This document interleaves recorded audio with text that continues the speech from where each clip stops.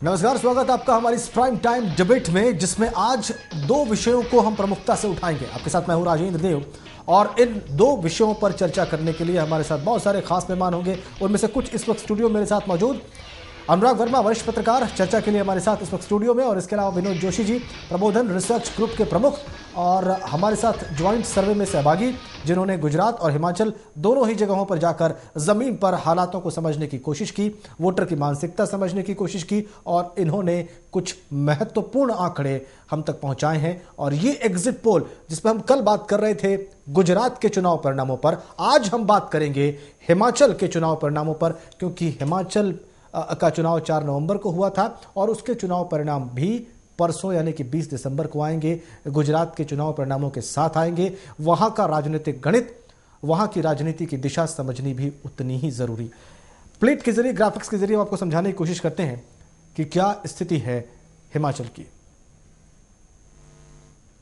ये आपकी स्क्रीन पर चंबा कांग्रेस, अगर वहां पर बात की जाए तो 4 सीटें ले रही है और बीजेपी 1 सीटें ले रही है। ये 4 जिलों की हम बात कर रहे हैं। प्रमुख जिलों के बारे में समझाने की कोशिश कर रहे हैं आपको। लाहौल स्पीति में 1 सीट बीजेपी को मिल रही है और कोई सीट कांग्रेस को नहीं मिल रही। कुल्लू में 1 सीट कांग्रेस को मिल रही है और 1 ही सीट बीजेपी को मिल रही है। और अगर कुल समीकरण इन चारों जिलों का देखें तो ये 28 इन चारों जिलों में मिलाकर बीजेपी को मिल रहे हैं। अगला चरण हम आपको दिखा रहे हैं मंडी, हमीरपुर, ऊना, बिलासपुर। इन सब में भी बीजेपी को 28 सीटें मिल रही हैं और कुल सीटों की अगर बात की जाए वो 28 मिल रही हैं बीजेपी को, और कुल कांग्रेस को हिमाचल में 32 सीटें मिल रही हैं। 68 सीटें कुल हैं हिमाचल की विधानसभा की। और अलग अलग जिलों का विश्लेषण है जी। और अलग अलग जिलों का विश्लेषण क्या है ये भी आप स्क्रीन पर देख पा रहे हैं। सोलन, सिरमौर, शिमला और किन्नौर में पार्टीज की स्थिति क्या रहेगी, ये हमारी रिसर्च कहती है। जो आपकी स्क्रीन पर है ये आंकड़े, तकरीबन हर जगह पर कांग्रेस बीजेपी पर स्लाइटली एज ले रही है, थोड़ी सी भारी दिखाई दे रही है। और हमारे इस शोध के मुताबिक, हमारे इस सर्वे के मुताबिक 32 सीटें कुल मिल रही हैं कांग्रेस को इस नई असेंबली में और 28 सीटें मिल रही हैं बीजेपी को इस नई असेंबली में। विनोद जोशी जी, जिन्होंने खुद हिमाचल में जाकर पूरे चुनाव के दौरान जमीन पर हर बात को गहराई से समझा, परखा, वोटर की नब्ज पकड़ी और उसके आधार पर ये आंकड़े प्रस्तुत किए हैं, उनसे हम बात करते हैं। और ये आंकड़े अपने आप देखिए, एक बार फिर से आपको दिखाएंगे, लेकिन सबसे पहले इनका कारण समझ लें कि ये स्थिति हिमाचल में क्यों है। विनोद जी। हिमाचल और देश के 2 ऐसे राज्य हैं कि हिमाचल और उत्तराखंड, ये 2 राज्य ऐसे हैं जिसमें पहाड़ी क्षेत्र है। और पहाड़ी क्षेत्र में क्या होता है कि काफी समस्याएं होती हैं। जैसे एक घर इस पहाड़ पे, एक घर इस पहाड़ पे, ऐसे गांव जैसा कोई स्थान नहीं रहता कि जहां पे गांव में एक रोड बना दिया तो सब लोगों को फायदा हो रहा है। एक 10 यदि खंबे लगा दिए तो पूरे गांव में लाइट आ गई, या इस प्रकार, या पानी की पाइपलाइन हो गई तो सबको हो गई। यहां पर हिमाचल और उत्तराखंड ये ऐसे राज्य हैं जहां पर एक घर इस पहाड़ पे तो उसको पूरी 500 फीट पाइपलाइन चाहिए, या एक रोड बनाना हो तो 3 किलोमीटर का रोड चाहिए उधर, या लाइटें हो तो उसको अकेले को 7 खंबे चाहिए। इस प्रकार की समस्या है बहुत सारी, जिसके कारण यहां पर इस दोनों प्रदेशों में हमेशा सत्ताएं बदलती रहती हैं, हमेशा है। सिर्फ एक बार सुखराम जी आए थे जो कांग्रेस से अलग हो गए थे और उन्होंने 5 सीटें जब जीत ली थी, तब 5 सीटों का फर्क था तो वो बीजेपी की सरकार उन्होंने बनवा दी थी जी। तो ये जो पूरे हिमाचल का मैंने दौरा किया है, लाहौल स्पीति जो एक ऐसा बर्फीला विधानसभा है जो पूरे हिमाचल का 35% भाग है। खास बात यह है, एक ही विधानसभा जिसमें बर्फ में हम 11 दिन तक वहां पर फंस गए थे और काफी हमको तकलीफ हो गई थी। इतना यानी कठिन स्थान है सब हिमाचल, मुश्किल परिस्थिति है, मुश्किल प्राकृतिक दृष्टिकोण से देखें हम हिमाचल को तो पूरे देश का एसी या कूलर कहा जा सकता है उसको। और पर्यावरण की सबसे अच्छा पर्यावरण वहां पर विदेशी उनको सहायता भी मिलती है। कुछ 1000 करोड़ की सहायता उस हिमाचल के लिए मिलती है। तो ये तो होगा प्राकृतिक और अन्य बातें। अब हम देखेंगे कि यहाँ पे अलग अलग जिलों में अलग अलग कांग्रेस का और कभी बीजेपी का, दोनों का अलग अलग प्रभाव है।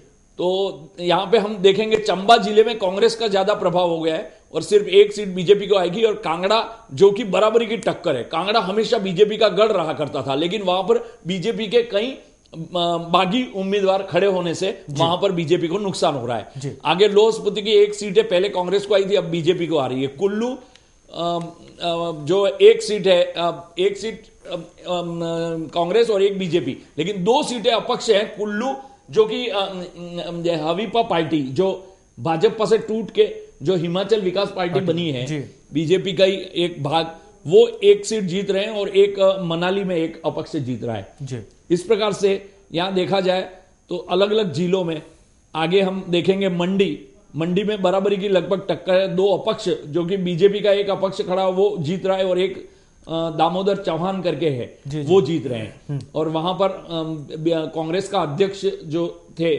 कोल सिंह जी वो भी वहां जीत रहे हैं। आगे देखेंगे हम हमीरपुर में बीजेपी के खुद दुम्मल जी खड़े हुए हैं। वहां पर बीजेपी को इसलिए 3-4 सीटें मिली थी, अब 1-2 सीटों का नुकसान हो रहा है वहां पर। मतलब खुद मुख्यमंत्री के खड़े होने के बावजूद वहां पे क्योंकि अपक्ष गलत टिकट देने से इंडिपेंडेंट जो वहां का प्रभावी व्यक्ति था वो खड़ा हो गया। वहां पे बहुत कम 70,000 वोट रहते हैं, इसलिए हर आदमी जिसको टिकट नहीं मिलती है वो ऐसा सोचता है कि मैं यहाँ पे इतने वोट लेके, इतनी तो मेरी पहचान है, और वो खड़ा हो जाता है। इस प्रकार का रिबेल्स का काफी प्रभाव है, जिसके कारण बीजेपी को हार झेलनी पड़ रही है। आगे शिमला में देखें तो शिमला वीरभद्र जी का गढ़ है और कांग्रेस का गढ़ हमने देखा मंडी, हमीरपुर, ऊना और इसके बाद है बिलासपुर। बिलासपुर में एक राज्यसभा के सदस्य हैं, उनका प्रभाव है जो बीजेपी के हैं 2 सीटों पे, और 3 सीटों पे कांग्रेस, वहां पे रिबेल्स खड़े होने से वापस कांग्रेस के जीतने की संभावना बढ़ गई है। आगे सोलन, शिमला, और यहां पर कांग्रेस का काफी प्रभाव है। देखिए कांग्रेस को काफी सीटें मिल रही है, वीरभद्र जी का स्थान है। फिर भी विनोद जी एक बात मैंने देखी है कि मोर और less neck to neck fight है, बराबरी का मुकाबला है। बराबरी का मुकाबला है, सिर्फ 4 सीटों का फर्क आप बता। 4 सीटों का फर्क है, वो भी वो कितने वोटों से जीतेंगी उसका भी एक अंदाजा आपको बता देता हूं। उस समय ऐसा रहेगा कि एक सीट 50 वोटों से जीती, एक 150 वोटों से, एक 300 वोटों से और एक 500 वोटों से। ऐसी 4 सीटें रहेंगी। जी विनोद जी, मैं आपको इसलिए रोक रहा हूं क्योंकि हमारे साथ इस वक्त गणेश दत्त, प्रवक्ता हिमाचल बीजेपी के, इस वक्त फोन लाइन पर हमारे साथ हैं।